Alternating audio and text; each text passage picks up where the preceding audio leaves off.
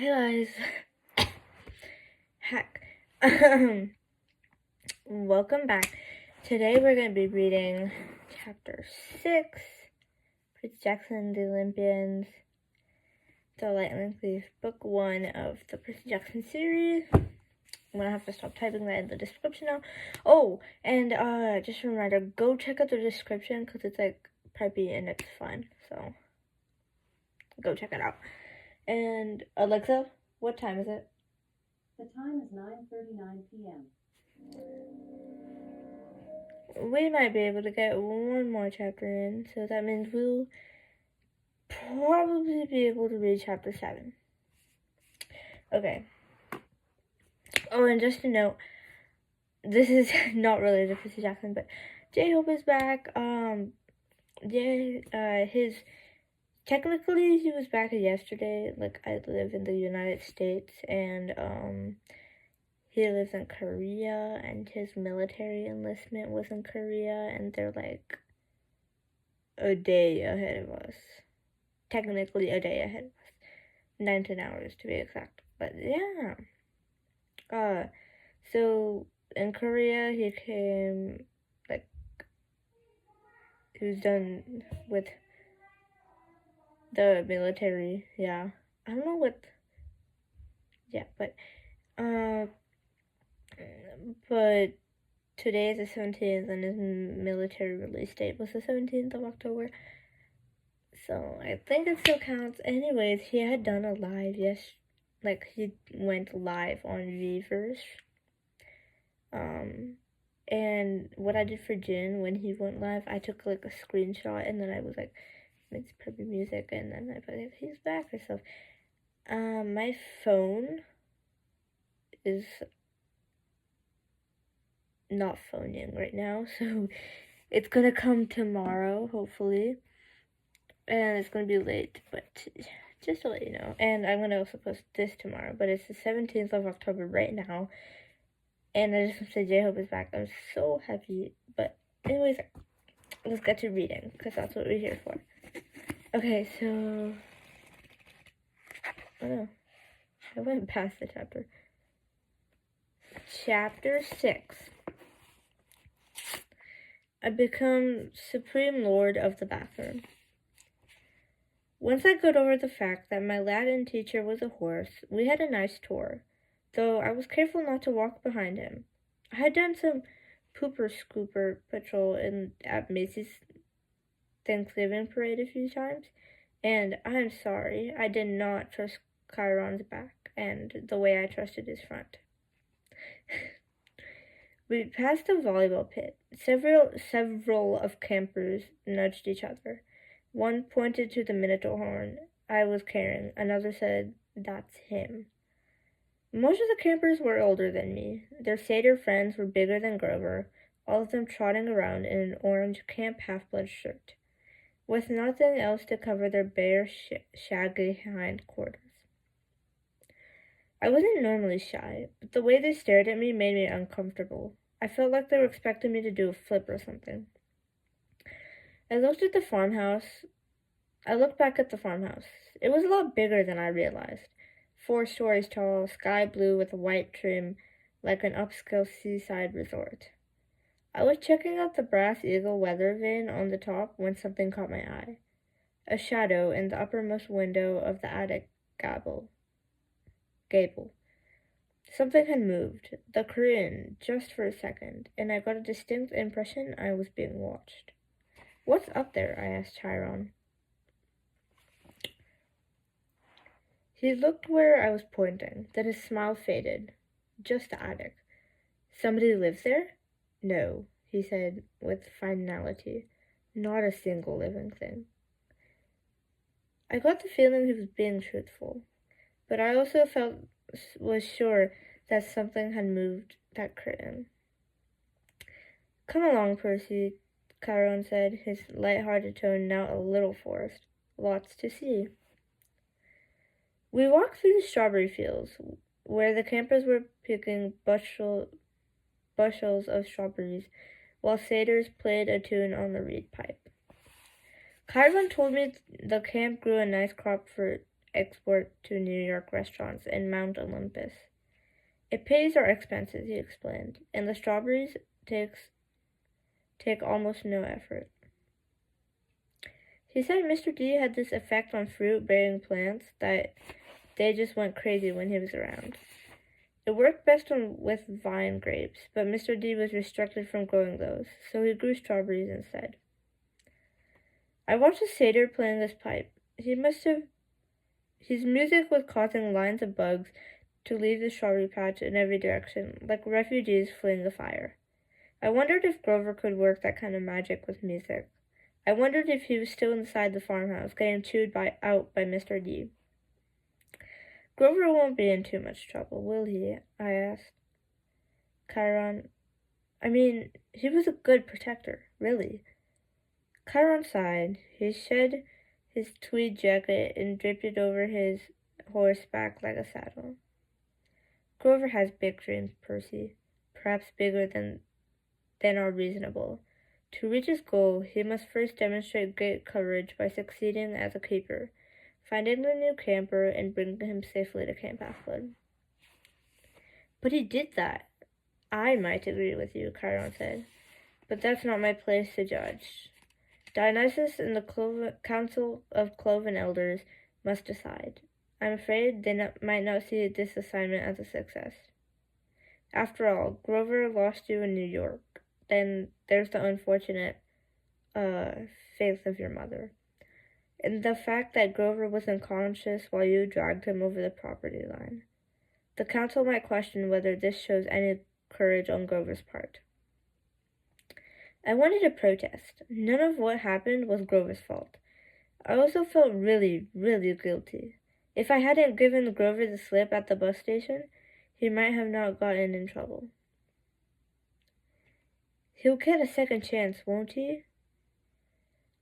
Chiron winced. I'm afraid that was Grover's second chance, Percy. The council was not anxious to give him another. Either after what happened the first time, 5 years ago, Olympus knows. I advised him to wait longer before trying again. He's still so small for his age. How old is he? Oh, 28. What, and he's in 6th grade? Satyrs mature half as fast as humans, Percy. Grover has been the equivalent of a middle school student for the past 6 years. Oh, wow. Oh, no. That's horrible. Quite, Chiron agreed. At any rate, Grover is a little late bloomer, even by satyr standards. Not yet very accomplished at woodland magic. Alas, he was anxious to pursue his dream.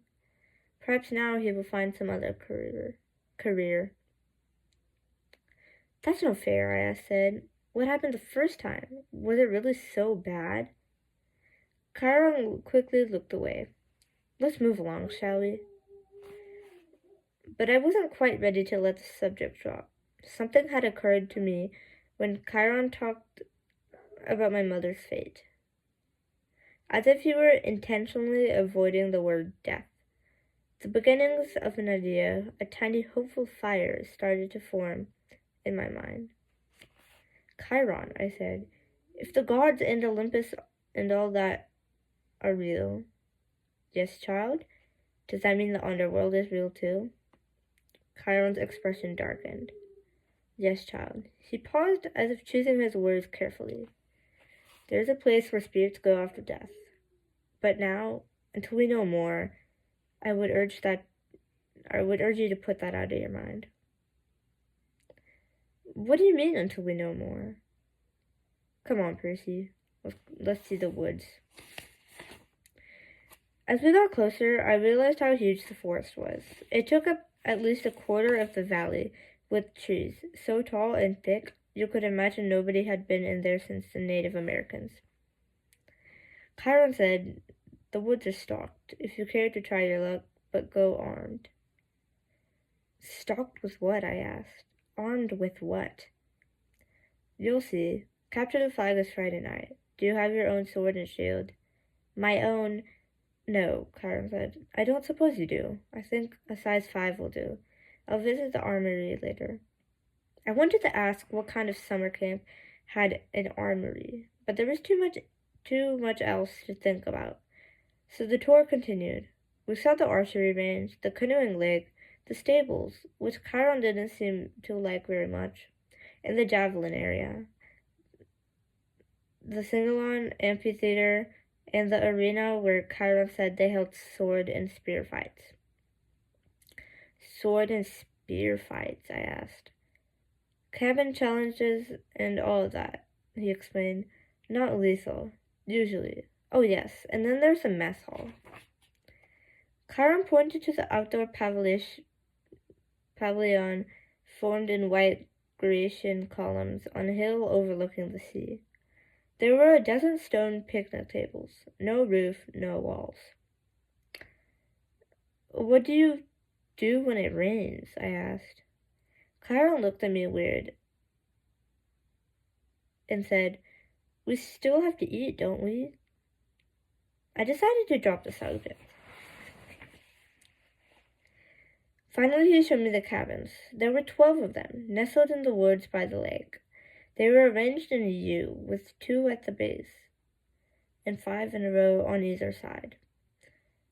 And they were, without doubt, the most bizarre collection of buildings I'd ever seen. Except for the fact that each had a large brass number above the doors. Odds on the left side, evens on the right. They looked absolutely nothing alike. Number 9 had smokestacks like a tiny factory. Number 4 had a tomato vines on the walls and roof made of real grass. 7 seemed to be made of solid gold, which gleamed so much in the sunlight it was impossible to look at. They all faced a commons area about the size of a soccer field, dotted with Greek statues, fountains, flower beds, and a couple of basketball hoops, which were more my speed. In the center of the field was a huge stone-lined fire pit. Even though it was a warm afternoon, the hearth smoldered. A girl about 9 years old was tending the flames, poking the coals with a stick. The pair of cabins at the head of the field, numbers 1 and 2, looked like his and hers mausoleums, big white and marble boxes with heavy columns on the front. Cabin 1 was the biggest and the bulkiest of the 12. Its polished bronze doors shimmered like a hologram, so that from different angles, lightning bolts seemed to streak across them. Cabin 2 was more graceful somehow, with slimmer columns garlanded with pomegranate and flowers. The walls were carved with images of peacocks. Zeus and Hera, I guessed. Correct, Chiron said. Their cabins look empty. Several of the cabins are. That's true. No one ever stays in 1 or 2. Okay, so each cabin had a different god, like a mascot. 12 cabins for the 12 Olympians, but why would some be empty? I stopped in front of the first cabin on the left, cabin 3. It wasn't high and mighty like cabin 1, but long and low and solid. The outer walls were of rough gray stone, studded with pieces of seashells and coral, as if the slabs had been hewn straight from the bottom of the ocean floor. I peeked inside the doorway, and Chiron said, "Oh, I wouldn't do that." Before he could pull me back, I caught the salty scent of the interior, like the wind on the shore of Montauk. The interior walls glowed like a blown. There were 6 empty bunk beds with silk sheets turned down, but there was no sign of anyone had ever slept here. The place felt so sad and lonely. I was glad when Chiron put his hand on my shoulder and said, "Come along, Percy." Most of the cabins were crowded with campers. Number 5 was a bright red and a real nasty paint job, as if the color had been splashed on with buckets and fists. The roof was lined with barbed wire. A stuffed boar's head hung over the doorway, and its eyes seemed to follow me. Inside I could see a bunch of mean-looking kids, both girls and boys, arm wrestling and arguing with each other, while rock music blared. The loudest girl, maybe 13 or 14, she wore a size XXXL camp half-foot shirt under her camouflage jacket. She zeroed in on me and gave me an evil sneer. She reminded me of Nancy Boba Fett, though the camper girl was much bigger, tougher looking, and her hair was long and stringy, and brown instead of red. I kept on walking, trying to steer clear of Chiron's hooves. We haven't seen any other centaurs, I observed. No, said Chiron sadly. My kinsmen are wild and barbaric folk, I'm afraid. You might encounter them in the wilderness or at a major sporting event, but you won't see any here. You said your name is Chiron. Are you really? He smiled and looked down at me. The Chiron from the stories, Train of Hercules and all that? Yes, Percy, I am. But shouldn't you be dead? Chiron paused, as if the question intrigued him. I honestly don't know how about I should be. The truth is, I can't be dead. You see, eons ago, the gods granted my wish. I could continue the work I loved. I could be a teacher of heroes as long as humanity needed me. I gained much from that wish, and I gave up much. But I'm still here, so I can only assume I'm still needed. I thought about being a teacher for 3,000 years. It wouldn't have made my top 10 things to wish for list. Doesn't it ever get boring? No, he said. Horribly just depressing at times, but never boring. Chiron seemed to turn hard of hearing. Never boring. Why depressing? Chiron seemed to turn hard of hearing again. Oh, look, he said. Annabeth is waiting for us. The blonde girl I met at the big house was reading a book in front of the last cabin on the left, number 11. When we reached her, she looked me over critically, like she was thinking about how much I drooled. I tried to see what she was reading, but I couldn't make out the title. I thought my dyslexia was acting up. Then I realized the title wasn't even in English. The letters looked Greek to me. I mean, literally Greek. There were pictures of temples and statues and different kinds of columns, like those in an architecture book. Annabeth, Chiron said, I have a master's archery class at noon. Would you take Percy from here? Yes, sir. Cabin 11, Chiron told me, gesturing towards the doorway. Make yourself at home. Out of all the cabins, 11 looked most like a regular old summer camp cabin, with the emphasis on old. The thresholds were worn, the brown paint peeling. Over the doorway was one of those doctor's symbols, a winged pole with 2 snakes wrapped around it. What did they call it? A caduceus. Pretty sure I said that wrong. Inside it was packed with people, both boys and girls, way more than the number of bunk beds. Sleeping bags were spread all over the floor. It looked like a gym where the Red Cross had set up an evacuation center. Chiron didn't go in. The door was too low for him. But when the campers saw him, they all stood and bowed respectfully. Well then, Chiron said, good luck, Percy. I'll see you at dinner. Then he galloped away toward the archery range. I stood in the doorway, looking at the kids. They weren't bowing anymore. They were staring at me, sizing me up. I knew this routine. I'd gone through it enough at schools. At enough schools. Well, Annabeth prompted, go on. So naturally, I tripped coming through the door, and made a total fool of myself. There were some snickers from the campers, but none of them said anything. Annabeth announced, Percy Jackson, meet cabin 11. Regular or undetermined, somebody asked. I didn't know what to say, but Annabeth said, undetermined. Everybody groaned. A guy who was little older than the rest came forward. Now, campers, that's what we're here for. Welcome, Percy. You can have the spot on the floor right over there. The guy was about 19, and he looked pretty cool. He was tall and muscular, with short cropped sandy hair and a friendly smile. He wore an orange tank top, cut-off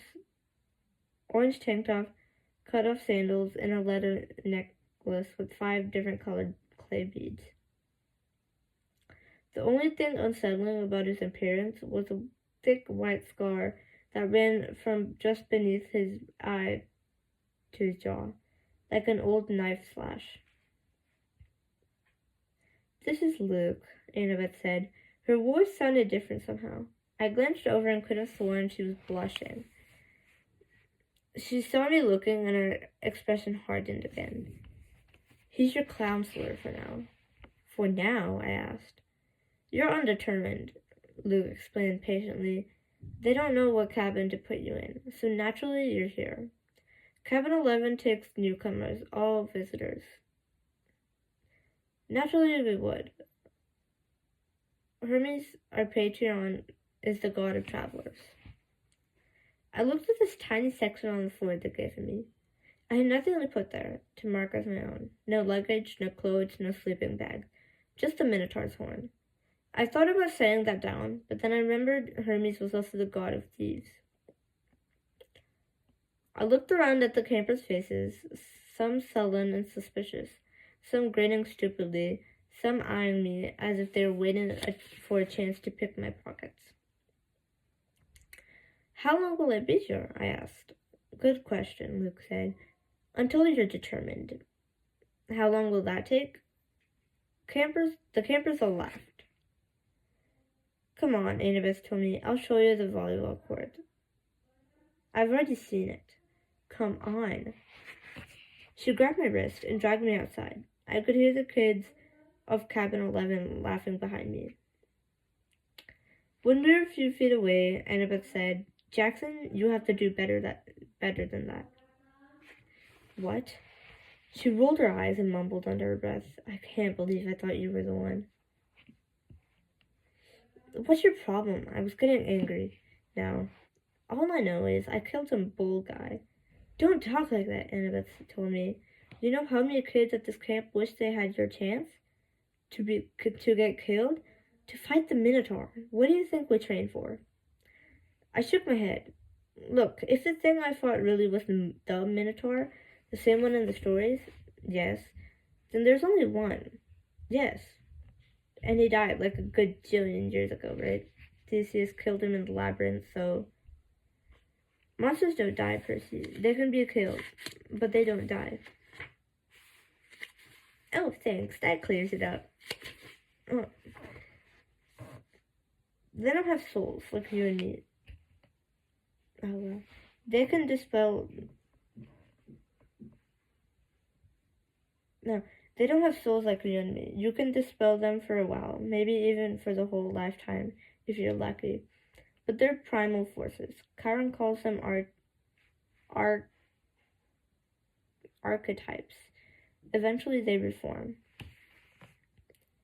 I thought about Mrs. Dodds. "You mean if I killed one accidentally with a sword?" Your math teacher. That's right, she's still out there. You just made her very, very mad." "How do you know about Mrs. Dodds?" "You talk in your sleep." "You almost called her something. A fury? They're Hades' torturers, right?" Annabeth glanced nervously at the ground, as if she expected it to open up and swallow her. "You shouldn't call them by name, even here. We call them the kindly ones, if we have to speak of them at all." "Look, is there anything we can say without it thundering?" I sounded whiny, even to myself, but right then I didn't care. Why do I have to stay in cabin 11 anyway? Why is everybody so crowded together? There are plenty of empty bunks right over there. I pointed to the first few cabins, and Annabeth turned pale. You don't just choose a cabin, Percy. Depends on who your parents are, or your parent." She stared at me, waiting to get it. My mom's Sally Jackson, I said. She works at the candy store at Grand Central Station. At least she used to. I'm sorry about your mom, Percy, but that's not what I meant. I'm talking about your other parent, your dad. He's dead. I never knew him. Annabeth sighed. Clearly she had this conversation before with other kids. Your father's not dead, Percy.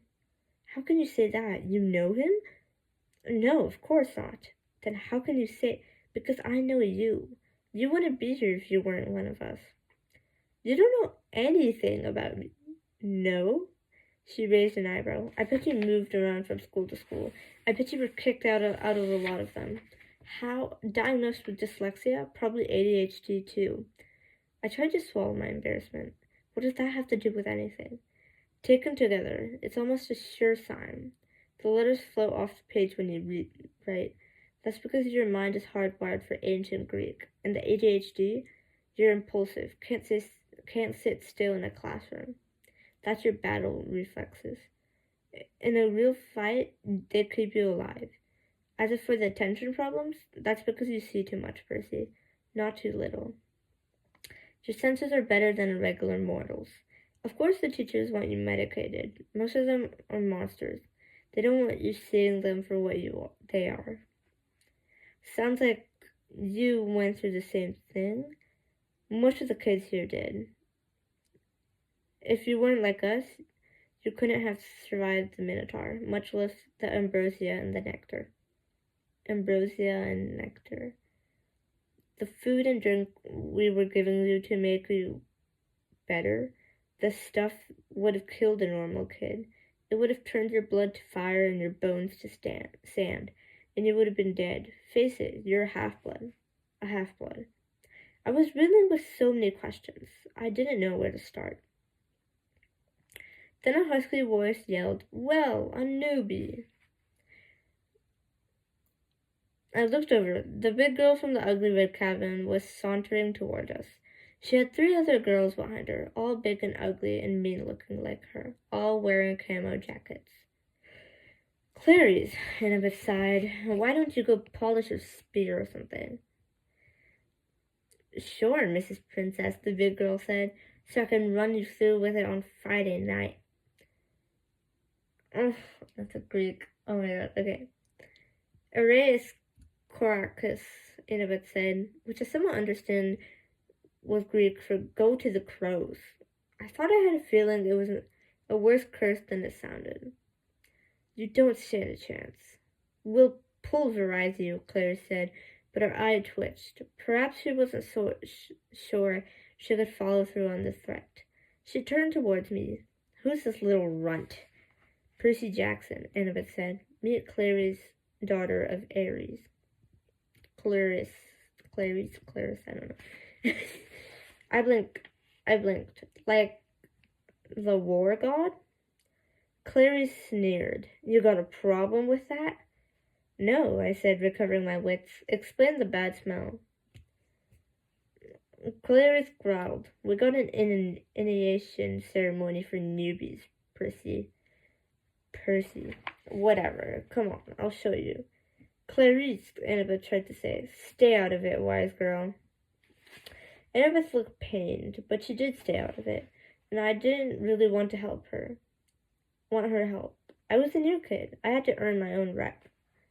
I handed Annabeth my Minotaur horn and got ready to fight. Before I knew it, Clarice had me by the neck and was dragging me toward a cinder block building that I knew immediately was the bathroom.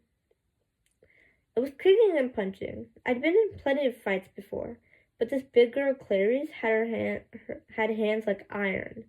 She dragged me into the girls' bathroom. There was a line of toilets on one side and a line of shower stalls down the other. It smelled just like any public bathroom. And I was thinking, as much as I could think, with Clarice ripping my hair out, that if this place belonged to the gods, they should have been able to afford classier Johns. Clarice's friends were all laughing, and I was trying to find the strength I used to fight the Minotaur, but it just wasn't there. Like he's the big 3 material, Clarice said as she pushed me toward one of the toilets. Yeah, right. Minotaur probably fell over laughing. He was so stupid looking. Her friend sniggered. Annabeth stood in the corner, watching through her fingers. Clarice bent me over on my knees and started pushing my head toward the toilet bowl. It reeked like rusted pipes and, well, like what goes into toilets. I strained to keep my head up. I was looking at the scummy water, thinking I will not go into that. I won't. Then something happened. I felt a tug in the pit of my stomach. I heard the plumbing rumble, the pipes shudder. Clary's grip on my hair loosened. Water shot out of the toilet, making an arc straight over my head. And the next thing I knew, I was sprawled on the bathroom tiles with Clary screaming behind me. I turned just as the water blasted out of the toilet again, hitting Clarice in the face so hard it pushed her down onto her butt. The water stayed on her like a spray from the fire hose, pushing her backwards into the shower stall. She was struggling, gasping, and her friends started coming towards her. But then 2 other toilets exploded too. And 6 more streams of toilet water blasted them back. The show acted up too, and together, all the fixtures sprayed the camouflage girls right out of the bathroom, spinning them around like pieces of garbage being washed away. As soon as they were at the door, I felt the tug in my gut lessen. The water shut off as quickly as it had started. The entire bathroom was flooded. Annabeth hadn't been spared. She was dripping wet, but she hadn't been pushed out the door. She was standing in exactly the same place, staring at me in shock. I looked down and realized I was sitting on the only dry spot in the whole room. There was a circle of dry floor around me. I didn't have 1 drop of water on my clothes. Nothing. I stood up, my legs shaking. Annabeth said, "How did you?" "I don't know."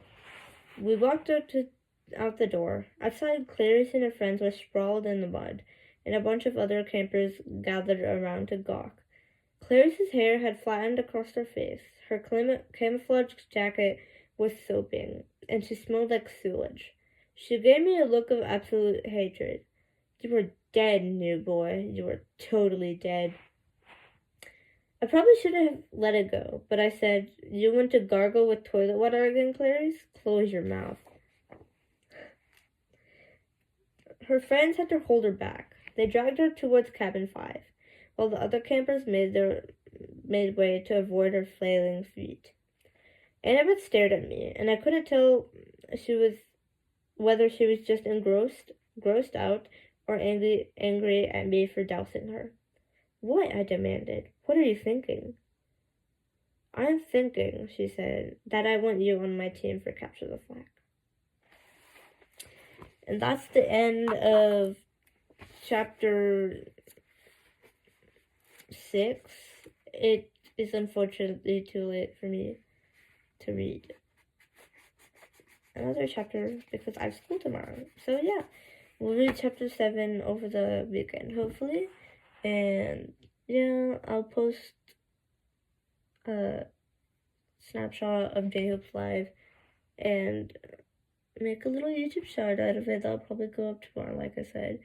So sorry for it being late, first of all. And this will probably go up on the weekend or maybe tomorrow too.